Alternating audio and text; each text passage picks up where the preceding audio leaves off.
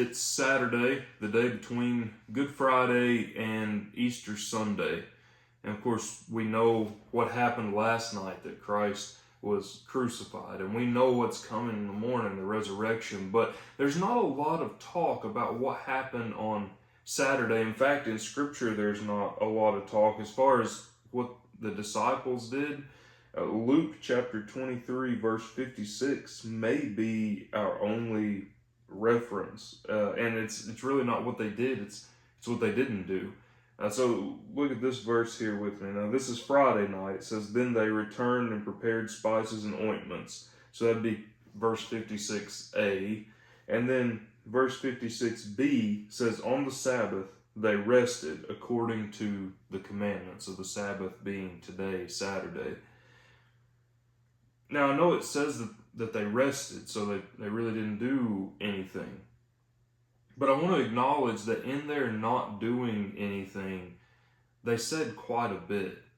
Because how many of us, when life gets scary or confusing, do we feel that's the time to give up on what God has commanded us to do? Do we get a little lax in following His desires? How many times when life gets hard do we think, well, God's abandoned us? Or do we believe the lie that, well, God must not be real because He must not care about this moment?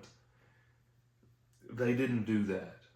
Right? They had every right. The man that they knew to be the Messiah, the one that they were to devote their lives to, that was going to save them, the one that they had given the last 3 years to, following Him from town to town, living in very harsh conditions, experiencing ridicule, and in fact devoting themselves to what they knew was going to be more ridicule. The man that God had sent was dead. The one that they had followed was dead. By all means, they had every right through our eyes to say, well, God must not be real then because He didn't keep His promise.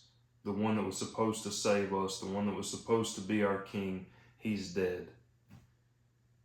But they didn't, right? They rested according to the commandment. They still displayed, that's the Sabbath, the reason that we rest on the Sabbath, the reason God commands us to rest on the Sabbath is because it's an act of worship, right? And so they were worshiping God even on the day that was the worst day of their lives. They probably at this point still thought that they might die, right? They still thought that they would be coming after the people who were following Jesus. Horrible conditions. I talk about a bad day. And yet, they still followed God's command. And there's something to be said for that, guys. When life gets hard, it's really easy for us to say, well, I'm not going to worry about church. I'm not going to worry about reading my Bible. I've got other things to focus on. But that's the exact time that we need to dig in. We need to pray. We need to read the Bible. We need to be in Scripture. We need to be around other believers who can hold us up and hold us even accountable through that time. And when life gets hard, we need to lean into God, not away from Him, because He still loves you. He still cares about you. And guess what? Sunday's coming. Tomorrow morning, 7 o'clock, we're going to have sunrise service here, and then our regular service will be at 10 o'clock. We won't have Sunday school. So regular service starts at 10 o'clock in the morning, sunrise at 7, then we're going to have breakfast, and then regular service at 10. Hope to see you guys there. Bye-bye.